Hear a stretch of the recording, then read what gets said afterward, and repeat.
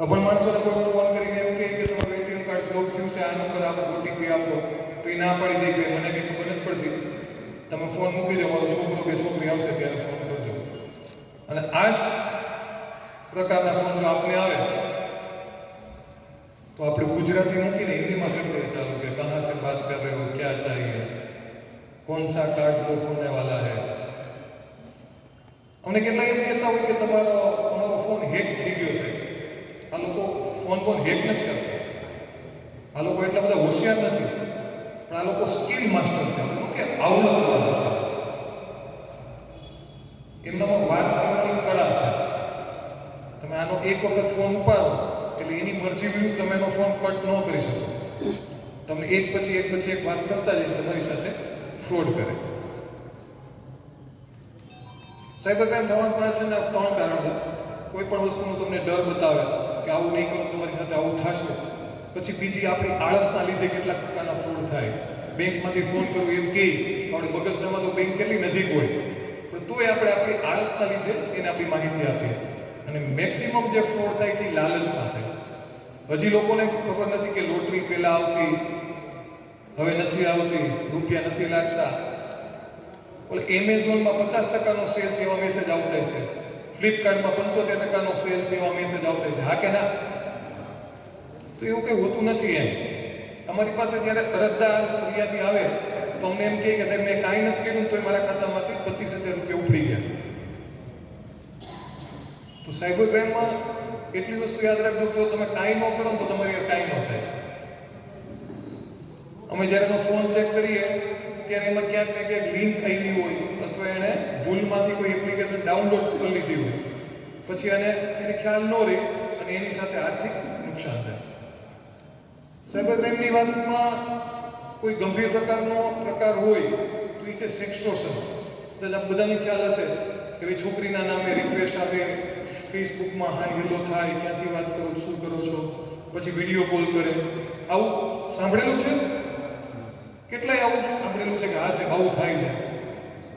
સારી વાત છે. છોકરી કોઈ હોય જ નહીં સામે, આ બધા છોકરા એકસાથે ટીમની અંદર બેઠા હોય અને તમને ફોન કરે. આપને એમ થાય કે સામે લેડી છે પણ લેડી જ ન હોય. એક 15 સેકન્ડનો વિડીયો પ્લે કરી દે કે જેમાં લેડી હોય અને અહીંયા એની સામે આપણે હોય ભોગ બનનાર, આપણો આવો વિડીયો, ખરાબ વિડીયો ઉતારી લે અને પછી તમને અલગ અલગ નામે રૂપિયા તમારી પાસેથી માગે. આમાં એવું છે કે કોને ફોન આવે, ગમે એને ફોન આવી શકે, વોટ્સઅપમાં આવી શકે, વિડીયો કોલ આવી શકે, ફેસબુકમાં આવી શકે, ગમે તેમાં આવી શકે. તમને બતાવો, મંત્રીને આવી શકે. પહેલાં અમે આ રીતના કટિંગ છે ને બધા અમદાવાદના બતાવતા કે અમદાવાદમાં આવું બન્યું, પછી અમે બરોડાના બતાવતા બરોડામાં આવું બને છે, પછી અમારે રાજકોટનું કહેતા રાજકોટમાં આવું થાય છે. હવે આવા કટિંગ અમારે ગોતવા નથી પડતા, આપણા આજુબાજુના જ મળી જાય, અમરેલીના જ મળી જાય છે. લાઠીમાં આવું થયું, બગસરામાં આવું થયું. એનો મતલબ એવો કે આ સાયબર ક્રાઇમ બહુ વધતા જાય છે. જ્યાં સુધી આપણે જાગૃત નહીં થાય ત્યાં સુધી આ પ્રકારના ફ્રોડ વધતા રહેશે. આ લાઠીનો જ બનાવ છે, આપણી સામે છે કે ભાઈ લાઠીના એક વૃદ્ધ હતા, એમને પણ આવો ફોન આવ્યો અને તમારી કેપેસિટી મુજબ એમાં આ લોકો રૂપિયા લખાવતા હોય છે, રૂપિયા તમારી પાસે માગતા હોય છે, બ્લેકમેલ કરતા હોય છે. અલગ અલગ એપ્લિકેશન છે, એમાં ક્યારેય સાચું માનવું નહીં. આ બધી એપ્લિકેશન ખોટી હોય છે. જો તમે આમાં પડો તો આવો ભોગ બની શકો. આ રાજુલાનો એક બનાવ છે, મેં તમને વાત કરી એમ કે માણસ પાસે પછી છેલ્લે રૂપિયા ન રહી તો કયું પગલું લે? આત્મહત્યા બાજુનું પગલું લે. અમરેલી ડિસ્ટ્રિક્ટની અંદર જ છેલ્લા 2 વર્ષની અંદર વડિયા અને લાલાવાદ 2 ગામમાં 2 યુવકે આ વાત જેમાં આપણે કરીએ છીએ એમાં આત્મહત્યા કરેલી છે. કેમ કે માણસનો ખરાબ વિડીયો બની જાય પછી તો શું કરવું એમ. જો તમે આવું કાંઈ પણ બનાવ બને, પોલીસનો સંપર્ક કરો તો ગમે એવો તમારો ખરાબ વિડીયો બની ગયો હોય, ફોટા આવી ગયા હોય તો એ વિડીયો તમારો ત્યાંથી ડિલીટ થઈ જાય, તમારા ફોટા વાયરલ થતા અટકી જાય, જે તમારા રૂપિયા ગયા હોય તમને પરત મળે. પણ ક્યારે કે તમે તાત્કાલિક એક્શન લ્યો ત્યારે. તમે આ જ વાત તમારે બીજા 5 જણાને કરવાની કે આવું બનતું હોય છે. જ્યાં સુધી આપણે સમજશું નહીં ત્યાં સુધી એનો શિકાર બનતા રહેશું. ઘણી બધી લોનની એપ્લિકેશનો છે, તાત્કાલિક તમને લોન મળી જાય, 2,000, 5,000, 10,000 ની લોન મળી જાય. આ બધું ખોટું હોય છે. આ ટાઈપની લોનની એપ્લિકેશન તમે જ્યારે ઇન્સ્ટોલ કરો ત્યારે તમારા ફોનની અંદરથી બધા ફોટા આ લોકો લઈ લેતા હોય છે, કોન્ટેક્ટ બધું લઈ લે છે, અને પછી આપણા બેન દીકરી મમ્મી માસીના જે લેડીઝના ફોટા હોય એને મોર્ફ કરે, એટલે કે એમનું મોઢું હોય, નીચેનો આખું પાર્ટ ન્યૂડ હોય, અને બધા પછી ફોટા વાયરલ કરે. આ એવી રીતે તમને બ્લેકમેલ કરતા હોય છે. તાત્કાલિક લોન એપ્લિકેશનમાં ક્યારે આવવું ન જોઈએ. આ ટાઈપની એપ્લિકેશન હોય છે. આપણી ગુજરાત પોલીસ એને સમયાંતરે કઢાવતી હોય છે, પણ આ લોકો એટલા આગળ પડતા છે કે જેવી તમે કઢાવો એટલે અલગ અલગ નામે એપ્લિકેશન મૂકતા હોય છે. બનાવટી લિંક, એકાદ અક્ષરનો ફેરફાર કરીને તમને લિંક મોકલે. મેં તમને પહેલાથી જ અજાણી કોઈ પણ લિંકમાં ક્યારેય ક્લિક ન કરો. અને ભૂલમાંથી ક્યારેય ક્લિક થઈ જાય, એપ્લિકેશન ડાઉનલોડ થઈ જાય, તો પહેલું કામ એવું કરો કે ઇન્ટરનેટ બંધ કરી દેવું. તમે જેવું નેટ બંધ કરી દો એટલે તમારો સંપર્ક સામેવાળા સાથે તૂટી જાય. આ કોઈ પણ આવી જો એપ્લિકેશન થાય ક્યાંય ભાગદોડ નહીં કરવાની. સૌથી પહેલું કામ તમારે આ જ કરવાનું, તમારું ઇન્ટરનેટ બંધ કરી દેવાનું. એટલે જે કનેક્શન થયું હોય, તમારો ફોન હેક થતો હોય, એ ત્યાંથી બ્રેક થઈ જાય. આ ટાઈપનો આવતી છે બધી મેસેજ કે અંબાણીનો બર્થડે છે, જીઓ રિચાર્જ ફ્રી મળે છે. આવતું હોય છે એવું કે નહીં? હા કે ના? પછી ભાજપ સરકારની યોજના છે, ફ્રી રિચાર્જ મળે છે, અલગ અલગ નામે આવતું હશે આવું. પણ આવું બધું ખોટું હોય છે. આમાં જ્યારે તમે ક્લિક કરો ત્યારે તમારી સાથે આર્થિક નુકસાન થઈ શકે છે. બીજી એક વસ્તુ,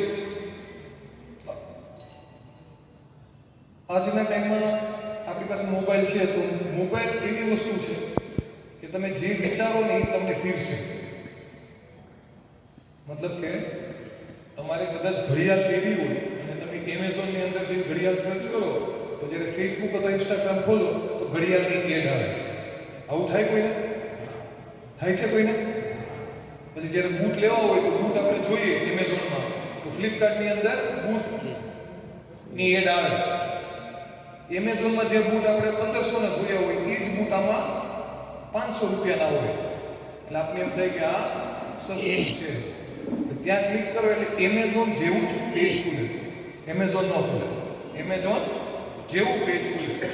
અને પછી તમે ત્યાં માહિતી તમારી આપો એટલે તમારી સાથે ફ્રોડ થવાની શક્યતા પૂરેપૂરી. હંમેશા જે સારી એપ્લિકેશનો છે એમાંથી જ વસ્તુ પરચેસ કરાય. આ ટાઈપની લિંકમાં ક્યારેય ક્લિક કરવું જોઈએ નહીં. અલગ અલગ નામે ફોન આવતા. મેં તમને અગાઉ કીધું કે બેંકમાંથી વાત કરું છું, બરાબર છે? તો આમાં ક્યારેય સાચું ન મનાય. બેંકવાળા, ઇન્સ્યોરન્સવાળા ક્યારેય કોઈને બેંકમાં જઈને પૂછીએ તો આપણે એમ કહીએ કે ક્યારે અમે ફોન નથી કરતા. તો આ ખોટા ફોનથી તમારે સાવધ રહેવું જોઈએ.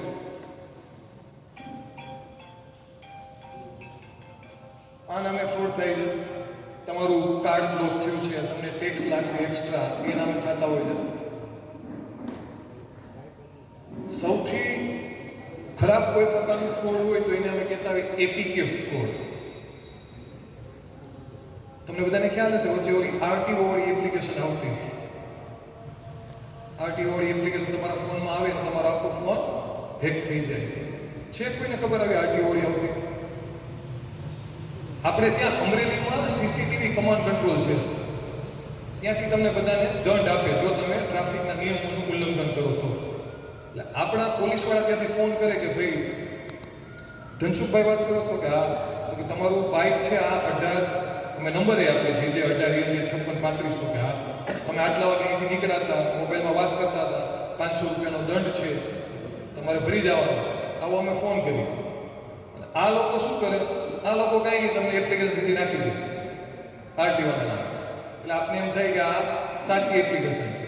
પછી તમે જ્યારે એની પર ક્લિક કરો તો તમારો આખો ફોન હેક થાય ને તમારા રૂપિયા જાય. આ ટાઈપની એપ્લિકેશન આવતી હોય છે. જો પાછળ છે ને એપીકે લખેલું હોય છે કોઈ પણ એપ્લિકેશનમાં, આવી એપ્લિકેશન ક્યારેય ખોલવી નહીં. જો આ એનો કિસ્સો છે, મોરબીનો કિસ્સો છે. આરટીઓ નામે એપ્લિકેશન આપી કેટલા લાખ રૂપિયા ગયા છે? કેટલા ગયા છે?